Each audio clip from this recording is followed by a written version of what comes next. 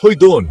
Nararamdaman mo na ba na masyado kang maliit para harapin ang isang malaking hamon?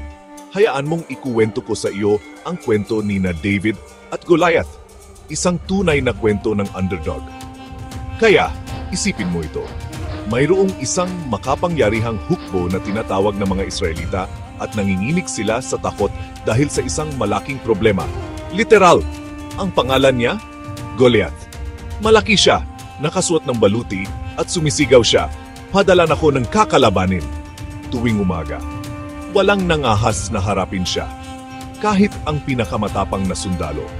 Ngunit pagkatapos, dumating si David. Siya ay isang batang pastol lamang, hindi isang sundalo. Naroon siya para magdala ng pagkain sa kanyang mga kapatid. Ngunit nang marinig niya ang hamon ni Goliath, may nagsabi sa kanya, "Kaya ko ito." Kahit na tinawanan siya ng kanyang mga kapatid at tinawag siyang bata lang, hindi sumuko si David. Pumunta siya kay Haring Saul at sinabi, "Nakalaban ko na ang mga leon at oso dating. Tinulungan ako ng Diyos noon at tutulungan ako ng Diyos ngayon."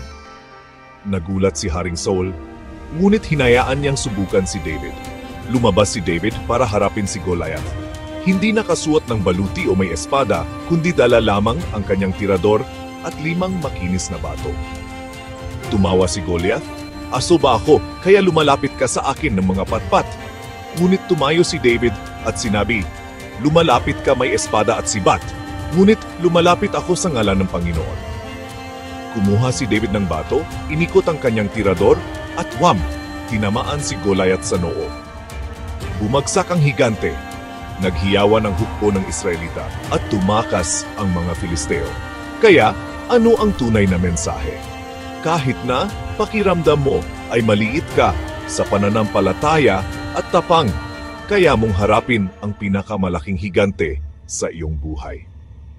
Tulad ni David.